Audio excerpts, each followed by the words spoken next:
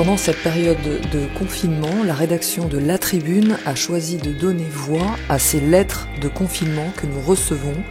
Créateurs, indépendants, salariés, chefs d'entreprise, vous nous racontez chaque jour, dans notre newsletter de 12 heures, vos enseignements reçus lors de cette crise économique et sanitaire sans précédent.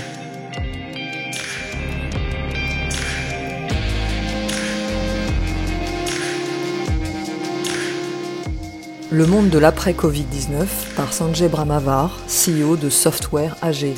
Extrait. Il existe un véritable intérêt à déployer l'IoT, l'Internet of Things, dans nos sociétés après la crise du Covid-19.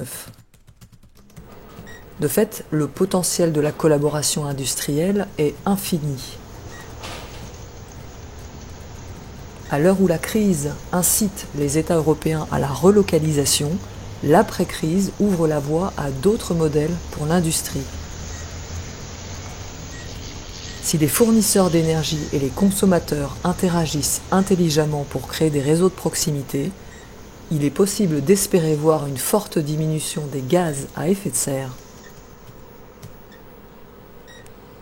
Ce que l'on nomme les réseaux électriques intelligents pourrait, par exemple, aider à récupérer une partie des 6% d'énergie qui s'évapore inutilement chaque année, que ce soit en Europe ou aux États-Unis.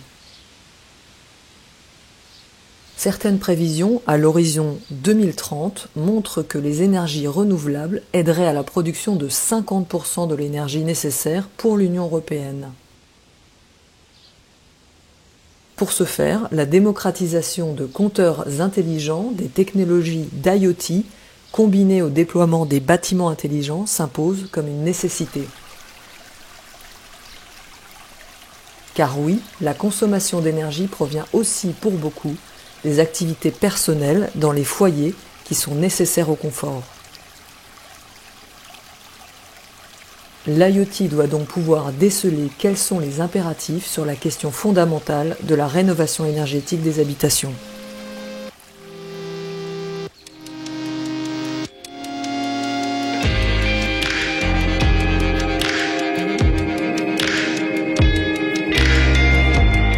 Proposez vos textes ou vos sons à la rédaction de La Tribune pour une réalisation Milky Lab Fabrique Audiovisuelle. Musique I'll Follow You par Density and Time. À demain.